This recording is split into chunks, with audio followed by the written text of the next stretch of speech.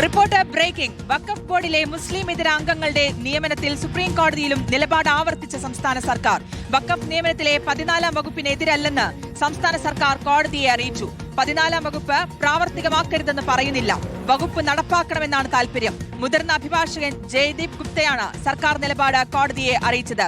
ശ്യാം ദേവരാജുണ്ട്, വിശദാംശങ്ങൾ നൽകാം. ശ്യാം, നിലപാട് അറിയിച്ചിരിക്കുന്നത് എങ്ങനെയാണ്? സർക്കാർ എന്താണ് വ്യക്തമാക്കിയിരിക്കുന്നത്? ശ്രുതി, വഖഫ് ബോർഡിന്റെ പ്രവർത്തനത്തിന് നിയന്ത്രണം ഏർപ്പെടുത്തിയ ഹൈക്കോടതിയുടെ ഇടക്കാല ഉത്തരവ് ചോദ്യം ചെയ്ത് വഖഫ് ബോർഡ് ഇന്ന് സുപ്രീം കോടതിയെ സമീപിച്ചിരുന്നു. ഈ ഹർജിയിൽ, ഈ അപ്പീലിൽ വാദം കേൾക്കവെയാണ് സംസ്ഥാന സർക്കാരിന് വേണ്ടി ഹാജരായ മുതിർന്ന അഭിഭാഷകൻ ജയ്ദീപ് ഗുപ്ത നിലപാട് അറിയിക്കുന്നത്. സംസ്ഥാന സർക്കാരിന്റെ നിലപാട് അറിയിക്കുന്നത് അത് അഡ്വക്കേറ്റ് ജനറൽ ഹൈക്കോടതിയിൽ ആവർത്തിച്ച നിലപാടിനും നൽകിയ സത്യവാങ്മൂലത്തിനും അനുപൂരകമായ നിലപാടാണ് ജയ്ദീപ് ഗുപ്ത സുപ്രീം കോടതിയിലും ആവർത്തിച്ചത്. പറയുന്നത് ഇങ്ങനെയാണ്: We are not saying that Section 14 should not be given effect.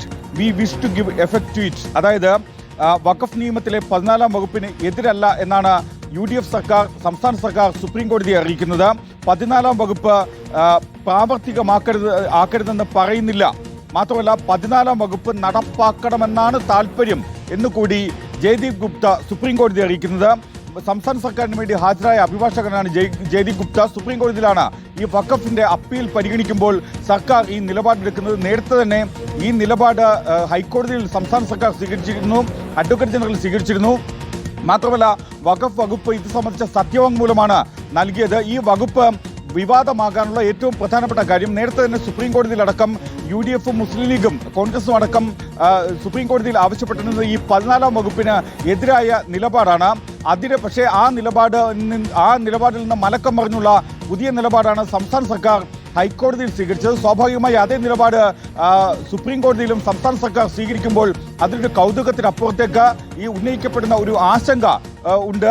കാരണം 14-ാം വകുപ്പ് എന്നത് 14-ാം വകുപ്പിന് എതിരല്ല എന്ന് സംസ്ഥാന സർക്കാർ സുപ്രീം കോടതിയിൽ പറയുന്നു. അതായത് അമുസ്ലിങ്ങളുടെ നിയമനം അതുകൂടി ഉൾപ്പെടുന്ന സംസ്ഥാനങ്ങളിലെ വഖഫ് ബോർഡുകളിൽ 2 മുസ്ലിം ഇതരരെ കൂടി നിയമിക്കാമെന്നാണ് 14-ാം വകുപ്പിൽ പറയുന്നത്.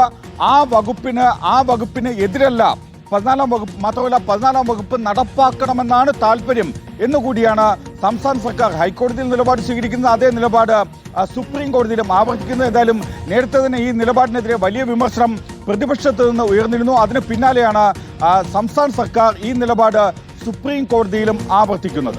ഓക്കെ, വ്യക്തമാണ്. എന്തായാലും പ്രതിഷേധങ്ങൾ ഉണ്ടായിരുന്നു, വിമർശനങ്ങൾ ഉണ്ടായിരുന്നു. അതിന് പിന്നാലെയാണ് ഈ നിലപാട് ആവർത്തിക്കുന്നത്. സുപ്രീം കോടതിയിലും സംസ്ഥാന സർക്കാർ നിലപാട് ആവർത്തിക്കുന്നത് എന്നുള്ളതാണ്. 14-ാം വകുപ്പിനെതിരല്ലെന്നാണ് സംസ്ഥാന സർക്കാർ കോടതിയെ അറിയിച്ചിരിക്കുന്നത്. ശ്യാം ദേവരാജാണ് വിശദാംശങ്ങൾ നൽകിയത്.